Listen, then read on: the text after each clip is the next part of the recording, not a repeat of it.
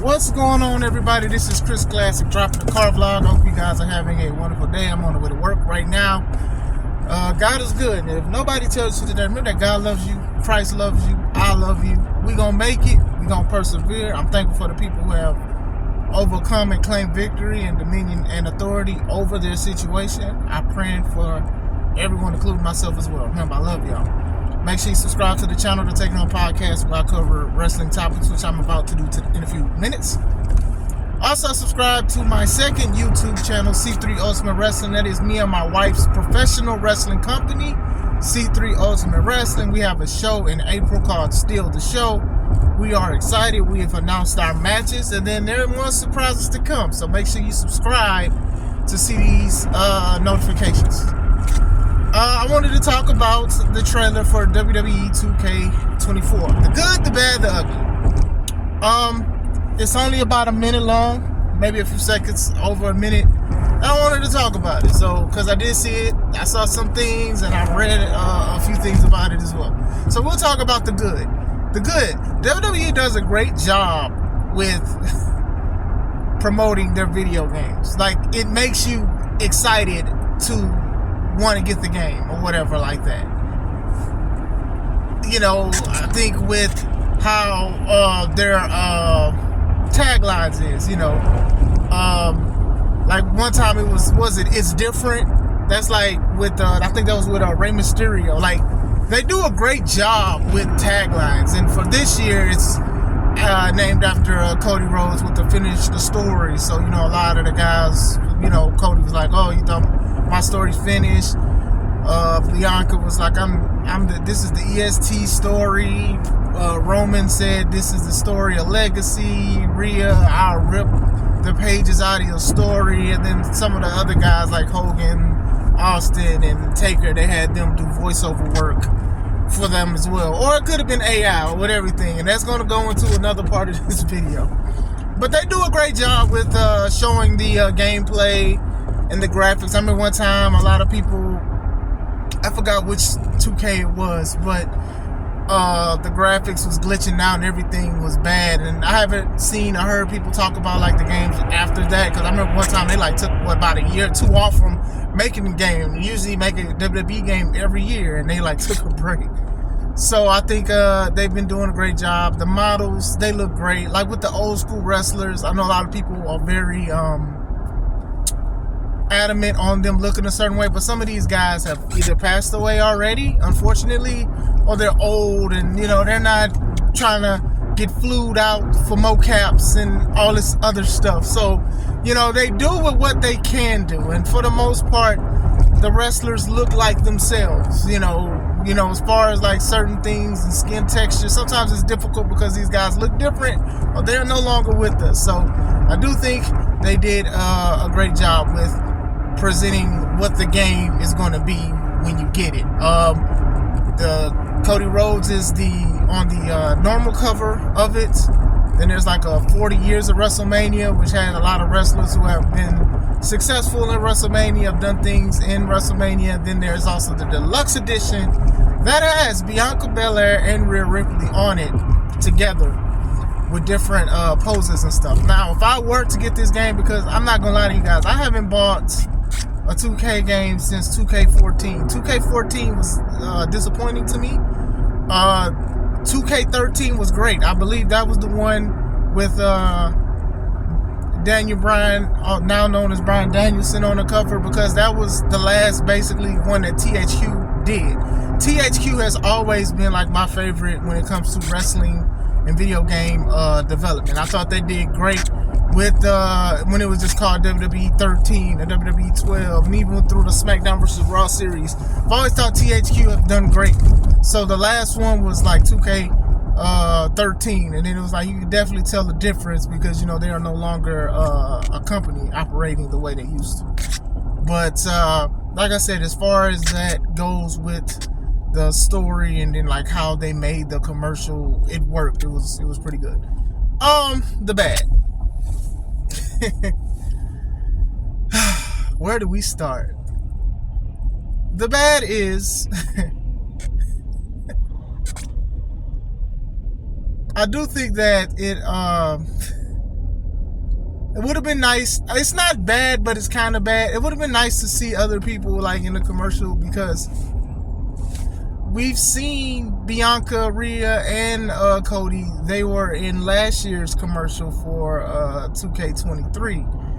And I understand they're still piping hot and things like that. But, you know, it would have been cool to see a LA Knight, or, you know, it would have been cool to see like some people, you know, Randy Orton's back. It would have been cool to see that. Like, I don't know what they're going to do with CM Punk. He'd probably be a DLC or something like that. But it definitely would have been cool.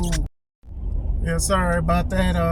Something going on with traffic. But going back to the bad, it would have been cool to see like other people. Like, I know they said that they did this Cody, Bianca, and Rhea. They did this stuff like last summer or whatever like that to promote. So, you know, and they're like at the top of their game and stuff like that. But it'd been cool to see like Randy Orton. Like Randy, like, oh, they thought my story was finished, but I'm gonna end it on my, you know, on how I want to do it or something. And even CM Punk, like, I know he's probably gonna be DLC or something. You know, people closed the book and I came to open it to rewrite a story, something like you get what I'm saying? Like, that would have been kind of cool, because, and like I said, it's not that I'm tired of seeing Cody, Bianca, and Rhea, but they were like the main focus of the one last year outside of Logan Paul. You know, I don't know if LA Knight was on there or not, but that would have been cool to see it. Or even have Jey Uso, who's like having like the run of his career. That would have been cool to see, like, you know, little small differences and things like that. You know, it's not really of a bad thing. I just think that they should have like really like redid it. They could have just did something a little bit more. But everything, the setup, the vision, I did like. Another thing that is bad, but it's business, is that there's a Nightmare Family package DLC if you pre-order it, and it comes with Undashing Cody Rhodes, it comes with Stardust, it comes with Dusty Rhodes, then it comes with Superstar Billy Graham. Now, I am not mad that it's Superstar Billy Graham. That guy was a notorious villain back in the days, especially when Dusty was running and stuff like that. Obviously, they're not going to have Goldust on there. First of all, Goldust is in the competition right now. You know, he's not. They're not going to do that. If he was there, of course, he would be in the pack. Of course, it would have been dope to see him in the pack with his dad and his brother and stuff like that. But it is what it is. You know, I understand people are upset, and you know, you have a right to be. But when you think about it like that, you just know that wasn't going to happen. You know, if you wanted somebody in the Rhodes family, why don't you? They could have put Brandy Rhodes in there. Then y'all really would have been mad. Oh my God, I could hear the racial slurs through my phone right now if they put Brandy Rhodes up there. Or maybe they could have put Cody Rhodes' daughter, the one that he was trying to use to beat racism when he was in AEW. Or maybe his dog. Maybe they could have used the dog or something like that. So, Billy Graham has been in the show, been in the games before and stuff like that. And, you know, he is a Hall of Famer. So, him being in there, that's fine. I understand. They could have kept it at that 3 as far as the pre-order. But, you know, it is what it is. I think that was like when it comes to like the bad part. Now, the ugly. Dog, if y'all see my thumbnail, y'all see how they had Hogan was acceptable with CGI and AI and stuff. Hogan's was acceptable to me.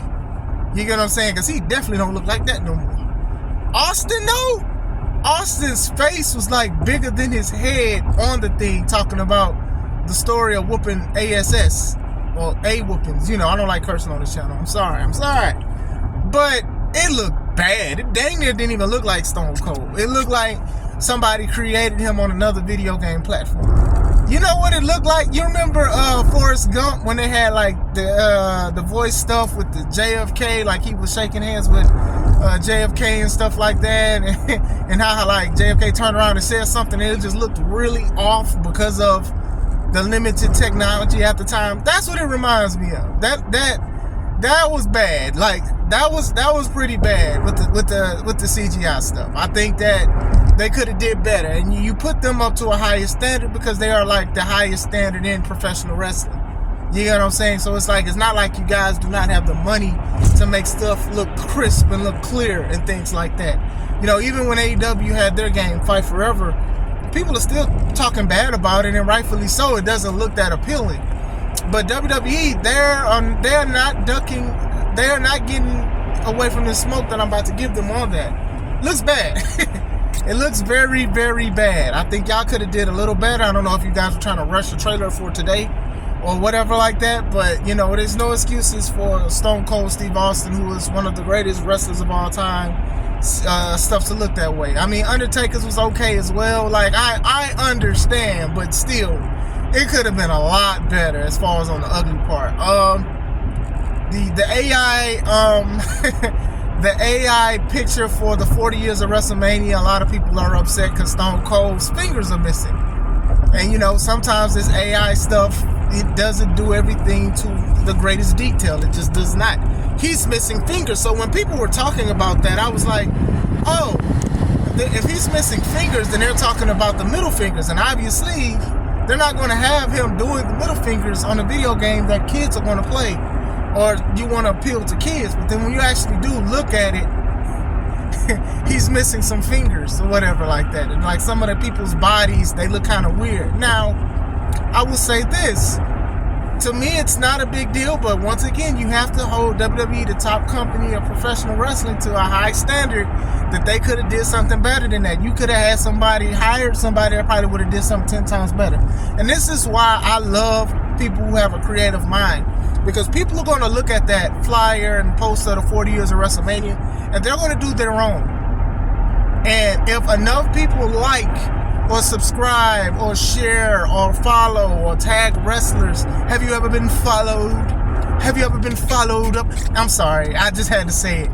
But going back into it, if people tweet, post, comment, X, whatever, Tweety whatever, Rockin' Robin, if they do all of this stuff to somebody's art, WWE will possibly put it in the video game or switch out the poster.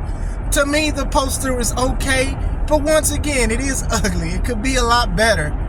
You could have actually had the wrestlers posing for that, or using pictures, still shots that's all on the internet. I could have probably did one better, but you know, that's just me. I do think that could have been better, and I do think the CGI could have been better. Will I get it? I don't know. I gotta look at more stuff. Like I said, I haven't bought a wrestling game in about 10 years, only because I just didn't like the direction of 2K.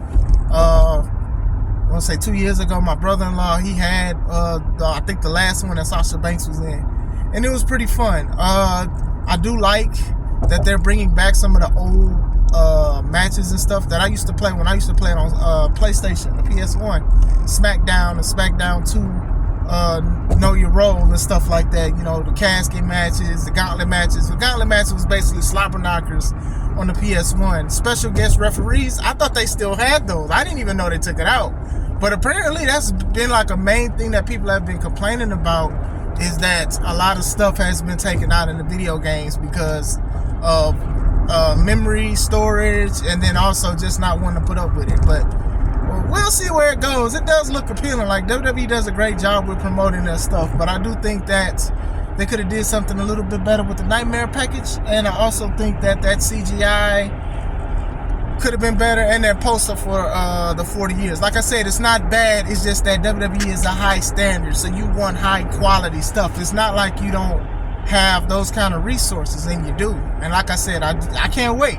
Because I already know that it's going to have a lot of fans of WWE or fans of wrestling that are going to use their own art and make their own things, and people are going to share it. And maybe that's going to give somebody an opportunity to show how creative they are. So we'll see. What do you guys think? Are you excited for the game? Are you happy for the game? Like, you just going to wait and see? Like, did you like the commercial? Did you not like the commercial? What didn't you like? Let me know. I hope you guys are having a wonderful day. This is Chris Classic. Let's take it home.